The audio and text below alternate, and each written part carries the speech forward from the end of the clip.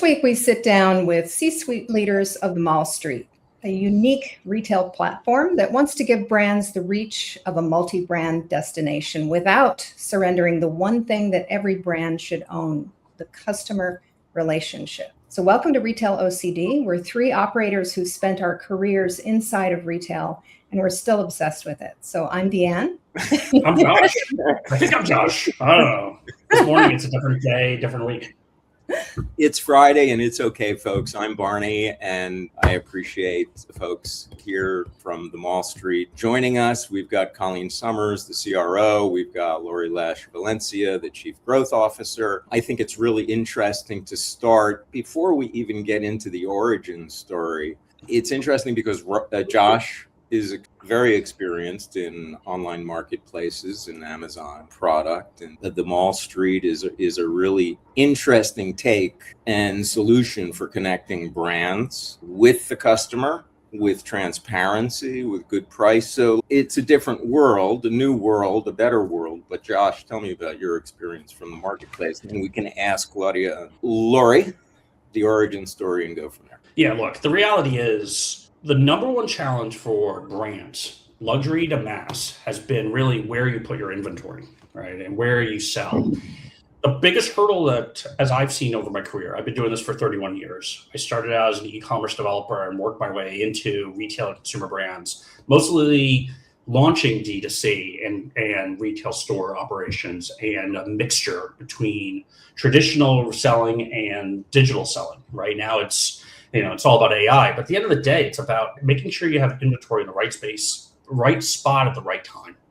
And the biggest hurdle is it's never correct. It's always, some of it is, 90% is science, 10% is art. And the problem is that, especially when it comes to luxury brands, the biggest hurdles that you run into is, where do you put your inventory? Where do you put your time? Where do you invest in it? What I've learned very quickly, which is a lesson that I've taken from being at David Yurman and then at Urban Decay Cosmetics, at Karmaloop, all the way up to being at Kmart, and all the way through Destination Maternity and Diane von Furstenberg and so forth and so on, has been, you need to be able to share your inventory across multiple channels. Marketplaces are it.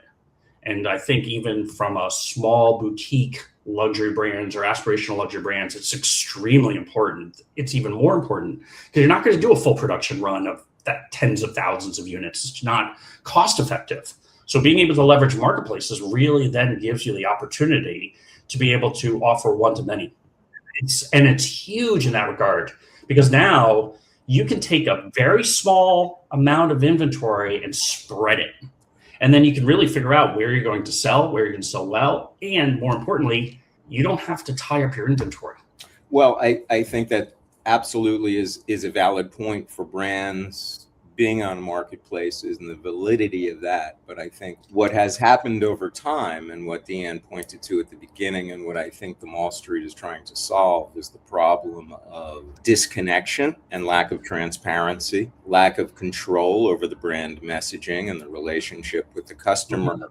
That is a side effect of being on so many multiple marketplaces. And you talk about dilution of effort, dilution of profit, dilution of message. And so let's ask Claudia and Lori, starting with Lori. We know it's been broken for a while. So let's talk about the moment how you came to, how the Mall Street came to this solution being so clear and clean. We're not just inventory. You use the word inventory a lot, and I think we're the anti-inventory term. I think I even wrote about that last week, that if you're not honoring the brand, you become just inventory. And I think when Penny shared with me his message, there's such passion and understanding of the dilution that's been happening for years on marketplaces. I love marketplaces for the concept of what's available on them. But if you look at it through the lens of a brand, there's no respect. It's gotten so diluted, right? You get no respect around here. And that, I think that was a commercial. Amazon doesn't respect me. It would be a good So commercial. Penny, from his experience with Amazon, like, dare I say, hatred, like he kind of really couldn't take it anymore. There's another commercial for you. I just can't take it anymore. Wanted to. I think that was a Susan Summers one. That was commercial. And he's like, a brand deserves to be a brand. Like, where did that get lost? Right. And that's what I think really resonated from the start with Claudia and I. Were like, yes, a brand exists because it has a voice, it has a personality. They've invested so much in becoming a beloved brand. And then by being on these marketplaces with the hope of acquisition, right? They go in hoping that they'll be found and they'll acquire customers.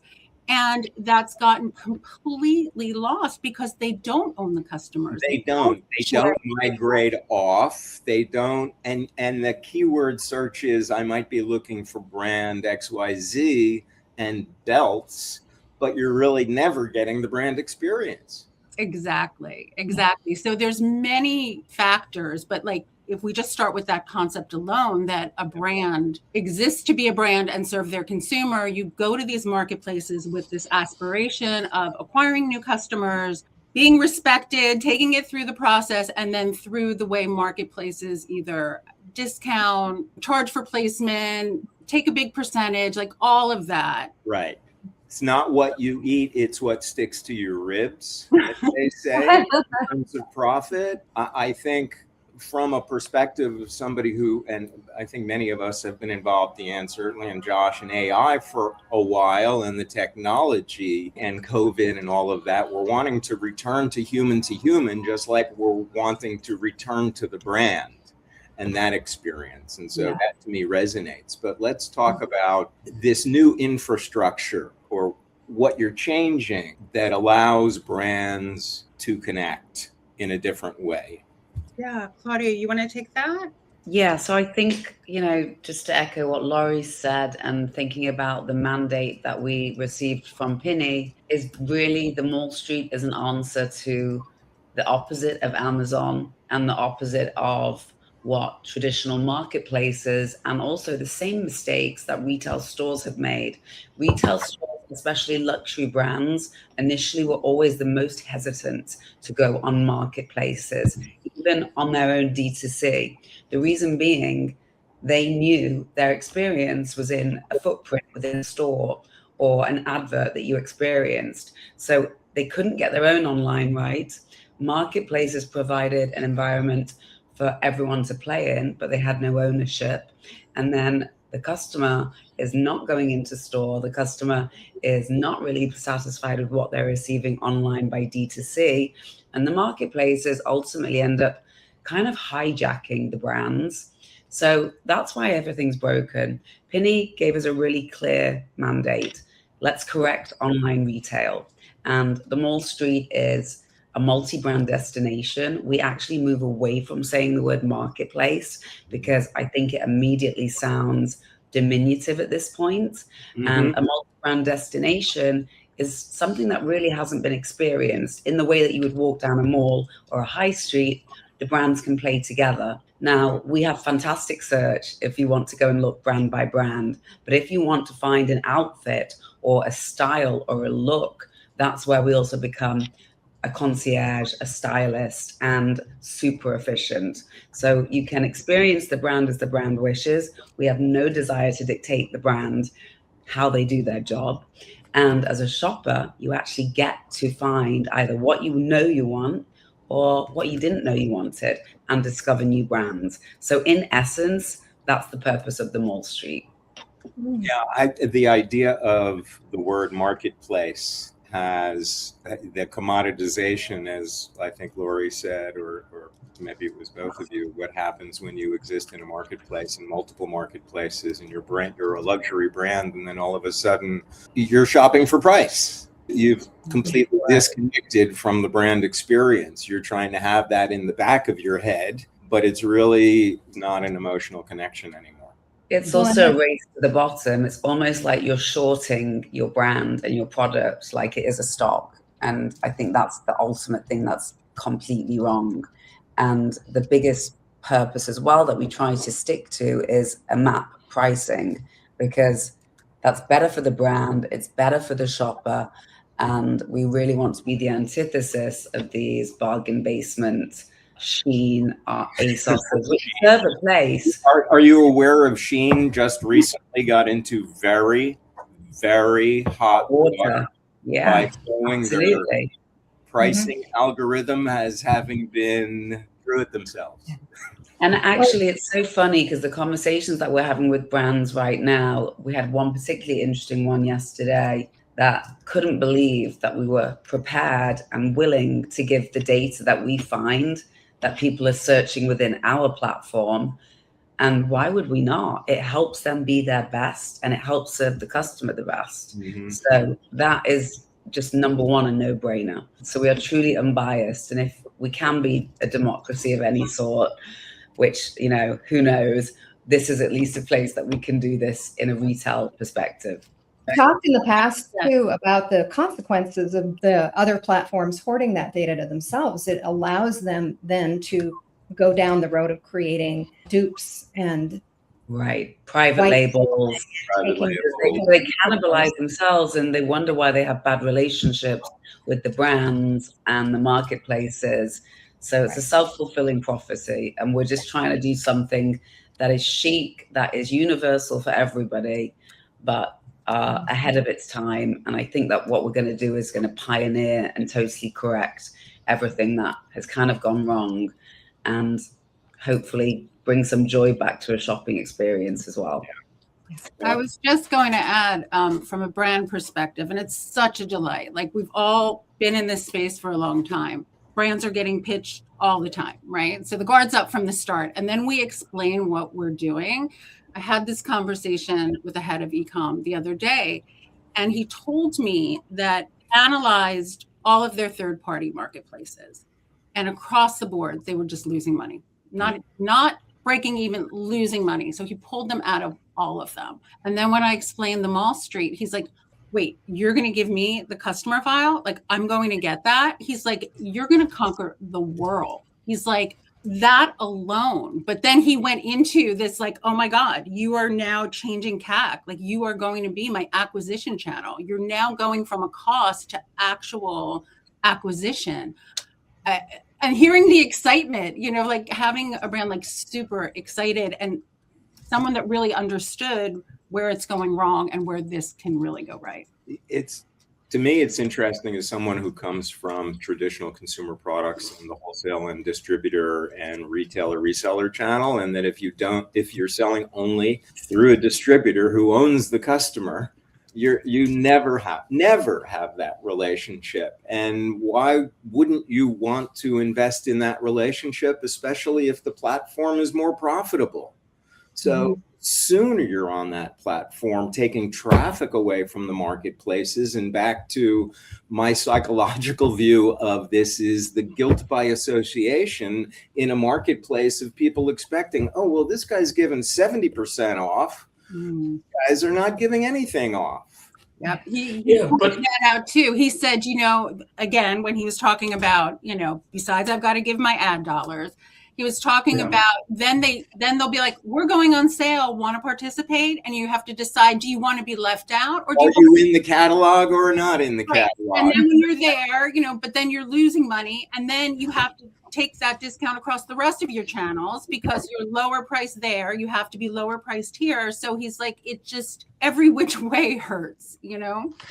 I mean, the concern I have, right, listening to this is you have some idealism here, right? Look, the reality is most of these brands, they, you know, even when they found, or even if they're 20, 30, 40 years old, like a Nanette Lepore, right? Or Rebecca Minkoff, you know, or Nicole Miller, like you wind up where you get to sort of an inflection point in your business, right? Where yes, to grow, to get scale, right? And there's all sorts of differentiation of what scale means, but for this purposes, it's a saturation point, you know, and how that's interpreted, I think we could debate.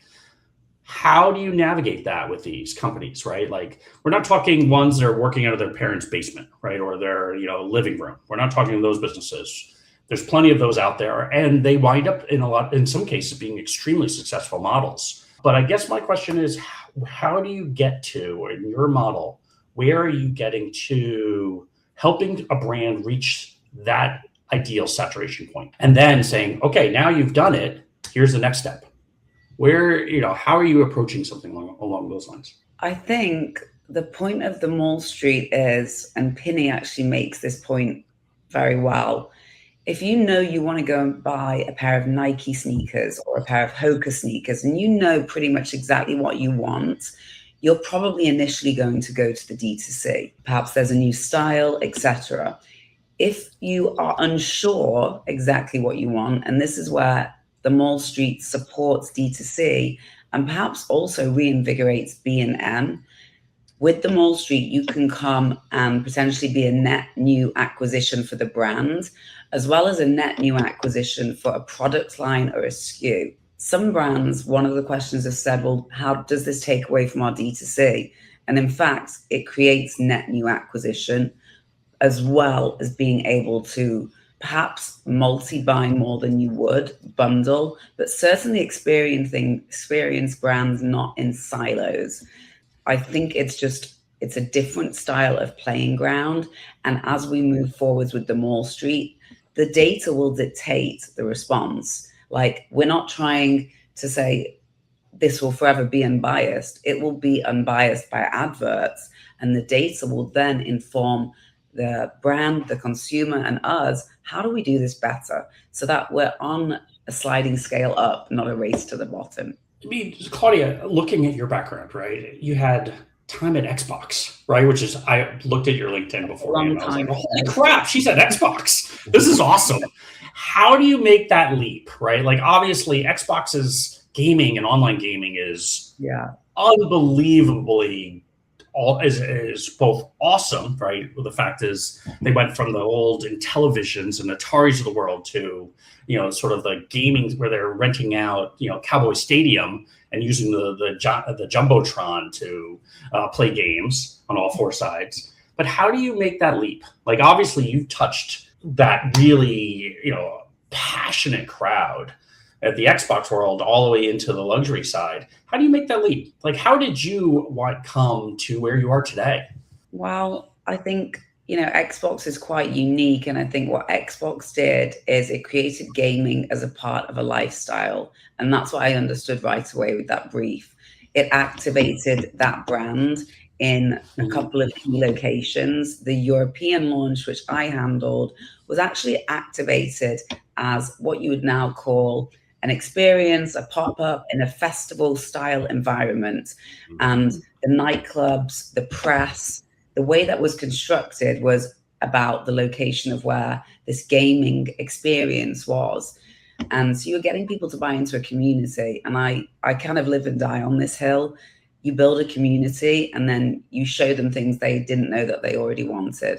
That was the experience with Xbox. After that, I went to Ted Baker, where we were creating sub-brands. We were putting shop-in-shops inside City of London stores before anyone else was doing it. Because the way I saw it is we're paying huge rents, but we're not open unless it's 10 till 6. How do we extend those hours? So we created a barbershop. We created a coffee shop in store. Again, it created a dwell time. It created a chance for people to hang out, converse, share stories, shop, and then move on.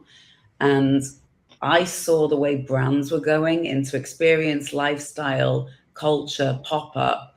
And then I went back into kind of brand and brand creation. So building beauty brands with briefs, like we built Kiko with a one-line brief. We want to be the Zara of makeup. I knew exactly what we do with that. You know that it's designed to sell out, and it's completely different to, say, a Charlotte Tilbury, where you're going in, where there's 5 products that create a specific look. So you already know you're buying that whole product range.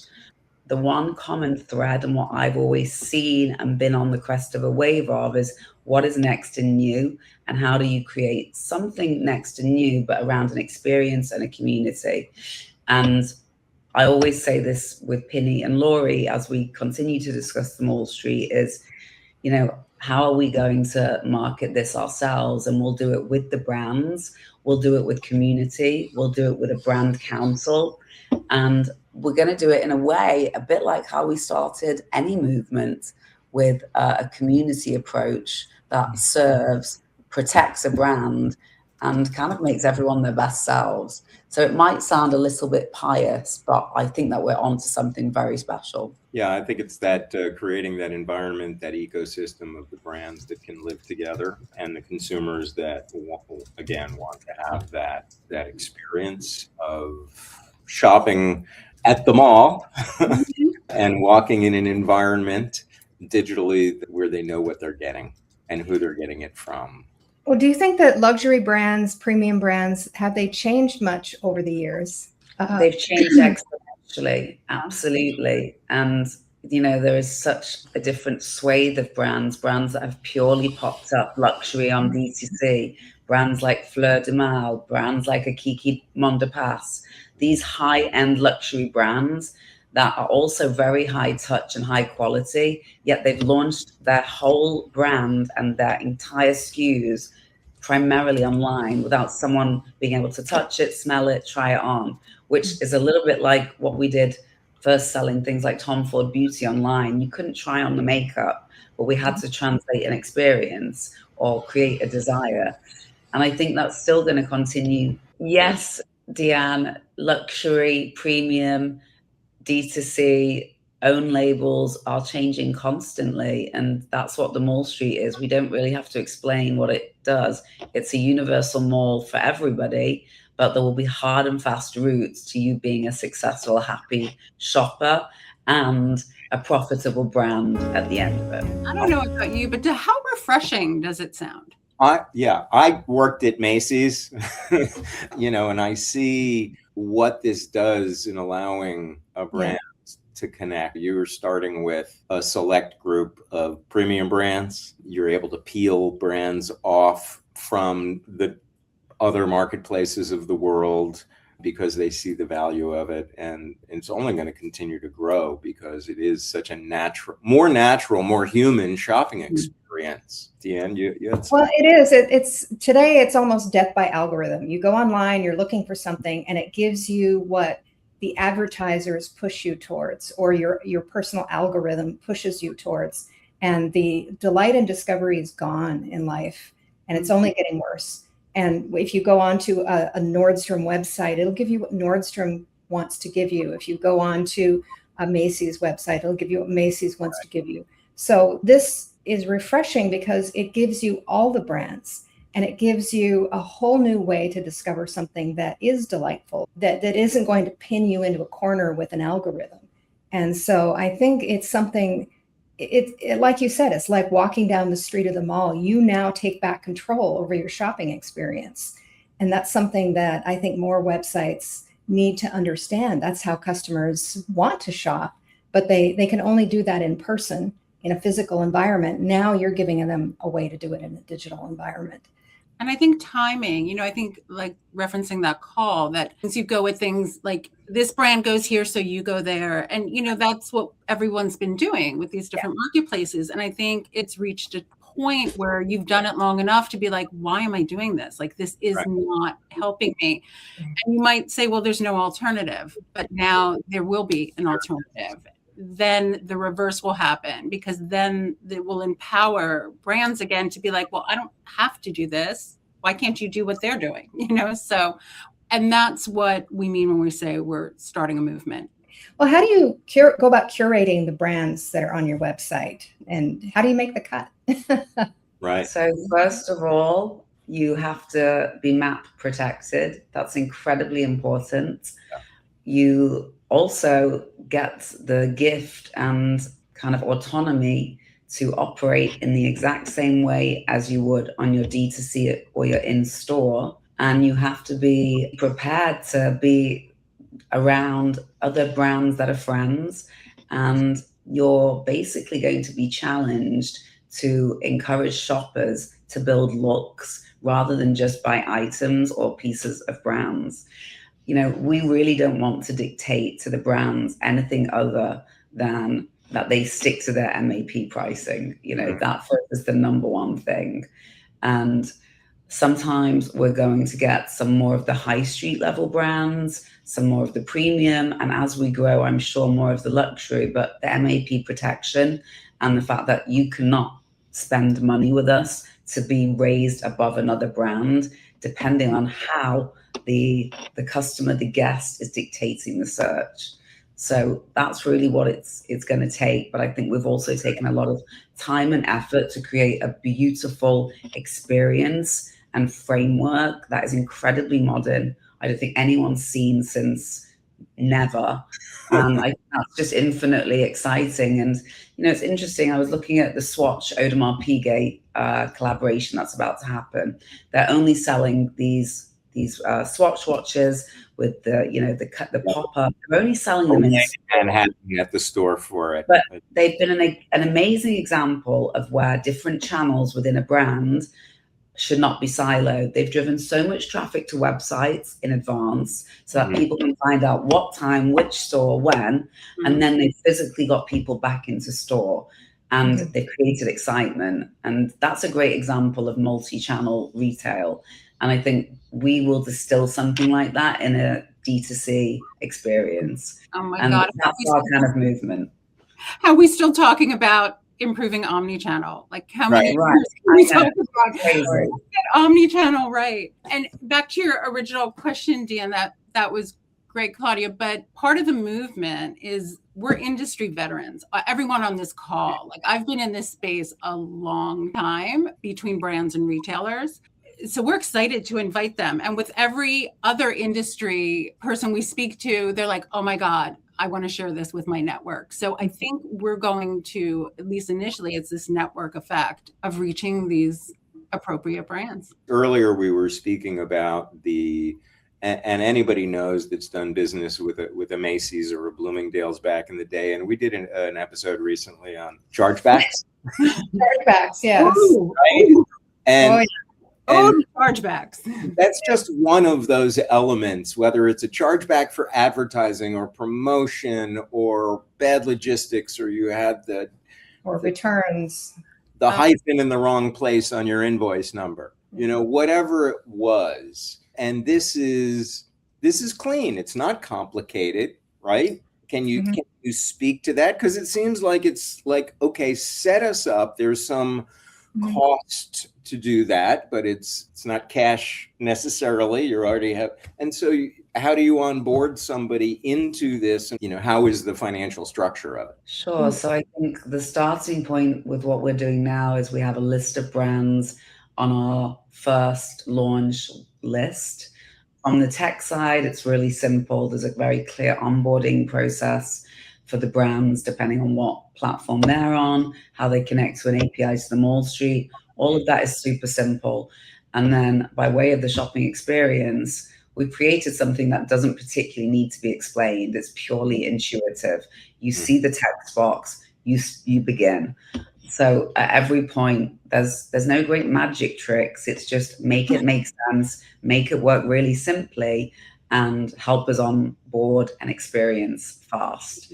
So there's no magic silver bullet. It's just harmoniously being structured together rather than by silos. Yeah. Do you have, obviously there's the overarching, the Mall Street branding, and each brand has its own branding and marketing mechanism.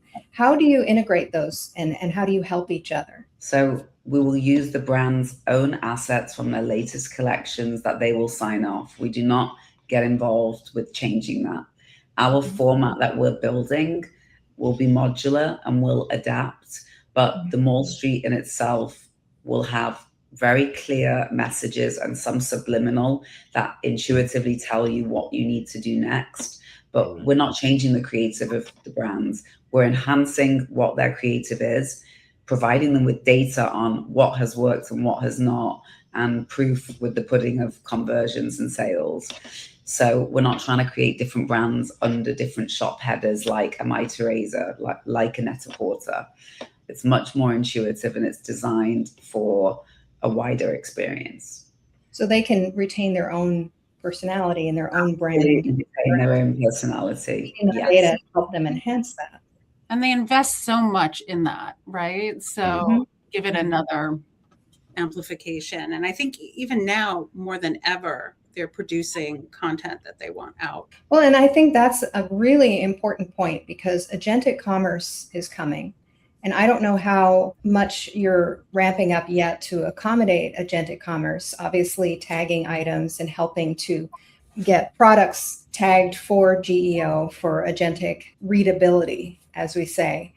But the biggest problem today with agent-to-agent shopping is that consumers don't trust buying and paying for things inside of an AI platform. They do trust buying things inside of a consumer platform. That's where the trust lives, with the relationship with your retailer, the relationship with the mall street. They'll trust the mall street. They'll trust the brand. They're not going to trust ChatGPT to pay Right. down their credit Not card. necessarily, are you really going to trust Amazon's new Right. in search bar AI? Right. So the way that you're setting it up, allowing brands to preserve their own identity, that's really setting them up for success as agentic commerce starts to flood in over the next couple of years. So I think that's really important. And that's something that Amazon itself is not doing so well. It can't. It can't do it. It's just too established for what it is. Like they have successfully brought in other categories. They've been trying to conquer high-end fashion and have lured some people in, but their DNA can't do what we're doing. No. They've consistently failed at premium and high-end fashion because they've built a model that is for ease and is for logistics. And in that respect, it is second to none.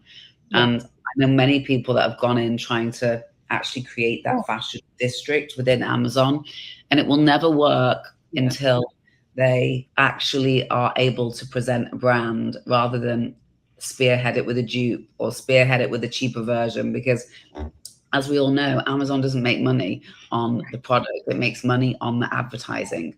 And effectively that becomes a tax that gets higher and higher. So, Amazon works really quite well for beauty and even some luxury beauty products, but it only works for very factory basic clothes. It doesn't work for anything else, and it won't until they change that approach. And I don't see that happening anytime soon. I can't tell you a couple of beauty brands that are just, or consumers that, how many times have they duped the beauty brand, right? Like, so there's even this level of, am I going to get, I had to return my Supergoop sunscreen because it wasn't Supergoop. So, it's almost getting to the point of counterfeit rather than a private label. It's actually like, we may as well be selling fake Chanel handbags on Amazon. I love Amazon. It's great for certain things, fast, furious. You cannot beat that infrastructure. The only experience about it and the genius thing that they did was one-click checkout, so that you've already paid for it before you can decide, hey, I might not want that anymore. It's already on its way. Like, you've already pressed buy, which is great. But I don't think fashion works like that unless I want a Nike pair of trainers in a size 8.5 in black, and boom, there they are. But if you're going to buy something from Chloe and pay $400 for a shirt, you're not going to buy it on Amazon because perceive there's a high risk that it's a dupe. It's not logical. Like, if I'm spending $400 or $500 on a shirt, I'm definitely not going to Amazon for it, because even if one, it's branded, I don't even know. Yeah, I don't know if it's from Chloe. I don't know if it's from a marketplace. I don't know if it's secondhand. Yes. And there's seriously zero joy in it. I'm going to go to Rent the Runway before I'm going to go to Amazon. No joy. That's why places like Rent the Runway have done so well. They also have retail presences as well. Because if you're going to do that quickly and fast, it's because it's impermanent and it's because you're renting something.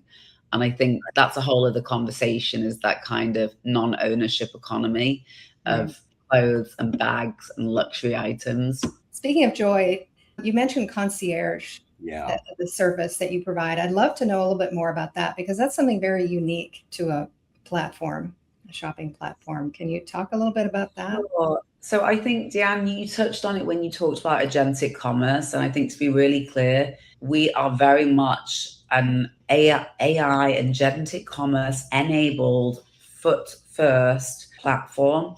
But like with anything, I can already find the kind of grind of hearing the word agentic, and it reminds me of when the word e-commerce first came about, and then it became commerce, and then it became online, and it kept morphing. When we say white glove, what we're showing people is that the prompt is there and designed to get better the more that you contribute privately, discreetly, and share with it.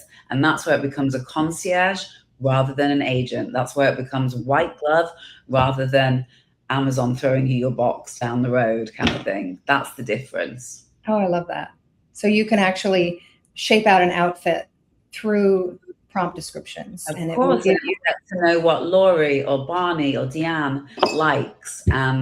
You know, you can do it in a different way. And that's when it becomes a white glove service, and it brings back some of that joy, delight. But also, let's not get it twisted. It gets people to check out fast and easily. Will it pull from different brands? So you can shop across different brands. You can shop by look, by the item that you need, by, hey, I'm going to a wedding in Greece and I need a mid-length dress. So you can do all of that. And I know that's amazing. That right there. You can also go there and say, I love this Chloe dress, but I can't afford it. Is there something similar you could share? Yeah, I think the thing too, just the team, I know myself, Claudia, Penny, the tech team that we're working with, we're pretty savvy on new technology and what drives delight. So I'm sure we'll integrate it to elevate it. But I think we're coming to market with some beautiful ways to shop. If you're there looking for that brand, you will find that brand. We're not shoving other things in the way of that. Right. You're not recommending on the bottom bar. Because someone paid us, right? Right. I know you said you wanted this, but can we show you that? You know, we'd like to sell you this high margin knockoff of that. Exactly. Instead, I think many of us came from traditional brick and mortar retail, or many of those listening to this came from traditional brick and mortar retail. And we've loathed the period where department stores were dropping their staff levels and providing no level of service. And then that has migrated to the same experience online through marketplaces, whether it's the department store brand or a department store like a Nordstrom or a Macy's marketplace, where they don't have this personalized intermediation that is a high level of service, that is cleanly representing the brand, where your message gets across. For me, in the digital world, it doesn't get better than that, unless I can also click the button and get somebody live online that's, you know, going to show me something and turn it inside out. And we're not there yet, folks. Separate conversation. I can show you that. You know, Casey. Right. I can model this.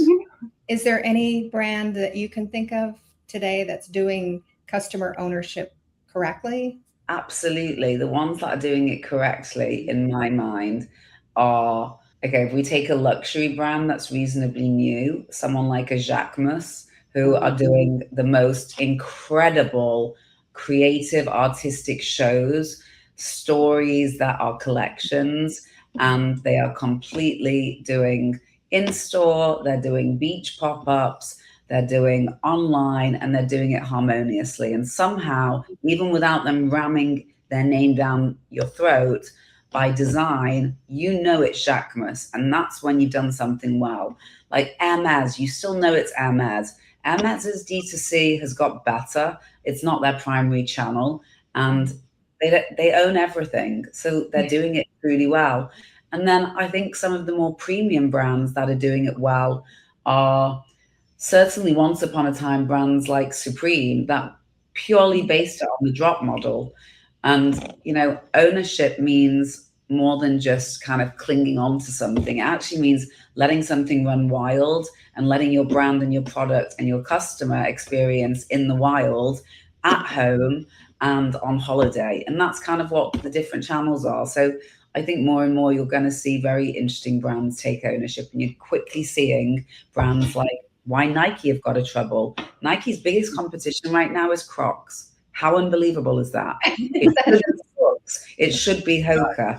So The bigger brands are losing ownership by being too safe or not thinking with innovation in mind, because it's going to keep changing, and we're going to keep learning, and we're going to keep bettering an experience. There is no reason why every party can't win.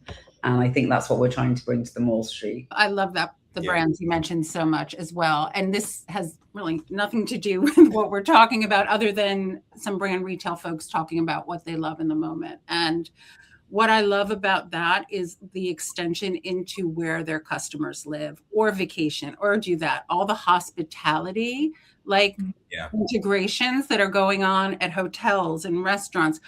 I love those because it is just, it brings the delight back that we've been looking for.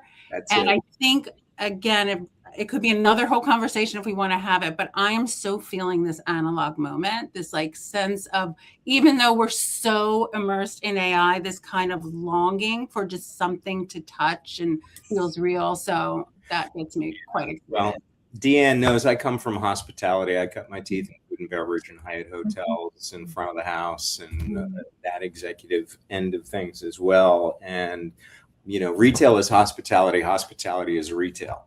I think anybody who has a door that opens, even if it's digital only, your job is to be hospitable. And absolutely, and you said, in terms of those brands, and for both Lori and Claudia, meeting the customer where they live, where they experience, and have it be authentic. There's no way better for a brand to do that digitally than when they control their storefront, as it were, in a venue that is also controlled. Yes. Correct. I mean, look at festivals like Coachella. We're about to see this with FIFA World Cup. A couple of the projects I'm consulting to at the moment are all pop-up experiences outside of the general admission of the chosen host city stadiums, and it's pop-up experiences within hotels around the surrounding perimeter, in the same way that Coachella has become the most genius experiential for brands. But it's meeting your guests and perhaps your new friends out in the wild or on holiday. And I think that's the new kind of storefront. And we're going to see that more and more, but that also feeds and helps channels like what we're building. Yeah, and that cross-brand environment or collaboration. I have a lifestyle company that I work with that going to the License Expo next week, but they do interesting hospitality type or food collaborations. It's sort of a design-led modern Hello Kitty with feeling, let's say. They've done things at a chain of Asian ice cream parlors in California, you know, and so it's just a really interesting collaborative creation that's supportive and not competitive, but they fit together for that customer where they live. Yeah. Well, I've met Penny, and now that I've met you, I know you're capable of it, and so I know there are big dreams and plans for this company. Absolutely. Yes. And so we think we could be the world's biggest mall. Why not? You know, no one thought Amazon could do what they can do. And I think, love that. You know, we intend, and we will learn as we go, but we intend to be the world's greatest mall and greatest shopping experience. And it's up to you how much you want to tell us to help us shape your experience. And when great ideas meet the right time, great things can happen. So we think it's right for us as well. Absolutely. And you're already off to what seems to be a good, healthy start. Well, how can people get in touch with you if they're a brand and they want to get more information, or if they just want to find out more about getting in touch with you? How can they reach? So we have brands.themallstreet.com, which has a direct link right now. We'll also share our emails, and on the holding page, there is also an email link as well. So we'll share all of that, and if you'll be so kind, you can add it to the podcast, that would be fantastic. Yep, we'll have it all on our show notes as well. Thanks Wonderful. so much for an interesting you. conversation. Well, thank you. This has been fascinating. I love Yeah. what you're trying to do, and we're definitely going to be customers. Yeah, well, taking back the connection and the control and the transparency and human to human, brand to person. Thank you. Thank you. Have a lovely afternoon. Thanks. Thanks, Claudia. Thank Great.